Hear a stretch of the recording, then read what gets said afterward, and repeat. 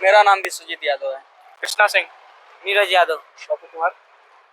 मैं आपसे पूछना चाह रहा हूँ कि प्राइवेट कॉलेज के लिए मिनिमम कितना मार्क्स होना चाहिए एक अच्छे कॉलेज के लिए? तो वो ऐसे डिपेंड करता है कि 150 भी आ जाए 200 भी आ जाए, मतलब उस पर डिपेंड नहीं करता। वो तो प्राइवेट कॉलेज आप कितने भी ले सकते हैं, मतलब हमारे हिसाब से तो 300 प्लस रहना चाहिए। एक अच्छा कॉलेज लेने के लिए 300 प्लस चाहिए। प्राइवेट। और प्राइवेट कॉलेजों का बजट कितना होता है? 1 करोड़ होता है, 40 लाख भी होता है। 1 करोड़ 25 लाख में। हम तो सुने कि 1 करोड़ 1.5 लाख लगता है। पहले साल 17 लाख लगता है, दूसरे सेकंड ईयर में 20 लाख। अभी तो कितना पता है। 1 करोड़। एक अपने समाज में नॉर्मली जनरली ये रहता है कि जब आप डॉक्टर हैं तो आपसे एक एक्सपेक्टेशन ये होती है समाज की कि आप फ्री ऑफ कॉस्ट सर्विस दें, लाइक सेवा भावना से करें। 1 करोड़ रुपए जब कोई बच्चा एडमिशन ले रहा है और 1 करोड़ रुपए इन्वेस्ट कर रहा है मेडिकल की पढ़ाई के लिए, तो क्या वो सेवा कर सकता है? नहीं, पहले तो कोई यही सोचेगा कि मैं जितना पहले पैसा लगाया हूँ उतना पहले निकाल लूँ, फिर बाद में अगर उसकी भावना हुई तो फिर वो फ्री में कर सकता अगर है। हम कुछ लाख हो गए, पैसा कमाने लगे, इतना होगा सेवा जरूर करेंगे गरीबों का। वही रहेगा, मेरा भी वही करेंगे। जो पैसा दिया तो पहले तो निकालना पड़ेगा। मेरे से पैसा से मतलब नहीं रहेगा तो मैं सेवा कर सकता हूँ। मैं पैसा पहले नहीं देखूंगा, गरीबों को पहले सेवा देखूंगा। लाइक पहले 1 करोड़ इन्वेस्ट करोगे आप, उसके बाद में फिर सेवा करोगे और जो ROI लगाया हुआ है वो पैसा आप रिटर्न नहीं निकालोगे। नहीं, वो उसके चक्कर में मैं नहीं पढ़ूंगा। मैं अगर मदद करना होगा तो मदद करूंगा डायरेक्ट। नहीं, बिल्कुल अच्छा है ये भी। एक चीज़ ये था कि एजुकेशन सिस्टम में आपको भी पता होगा कि गवर्नमेंट कॉलेजों में सीटें बहुत कम है, प्राइवेट में सबसे ज़्यादा है। अब एक एवरेज फैमिली का बच्चा जो होता है वो 1 CR पे नहीं कर पाता।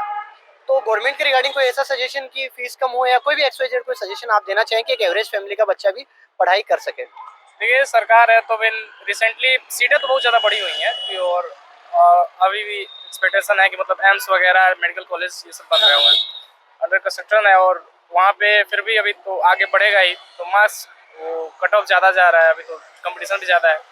तो हो सकता है कि हाँ, आगे अगर सीट बढ़े तो फिर सही हो जाएगा। स्टूडेंट ज़्यादा है इसलिए कंपटीशन बढ़ रहा है, इसलिए अब सीटें बढ़ाने, नए नए कॉलेज बन रहे हैं तो अब सीटें बढ़ेंगी जरूर।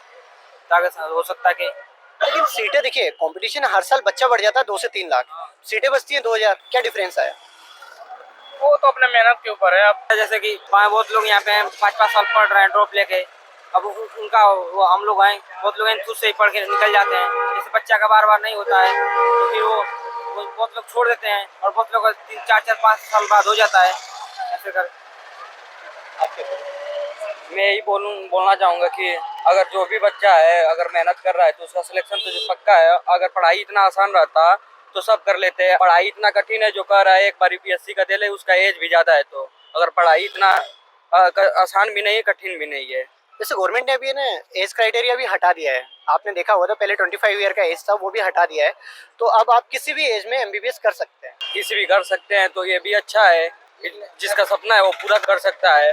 आप जैसे अभी मेडिकल की तैयारी कर रहे हैं तो आपको बेसिक जो रूल्स हैं, लाइक NMC जो अपने ड्राफ्ट वगैरह रूल्स करता है, उन रूल्स के बारे में आप अपडेट रहते हैं नहीं रहते?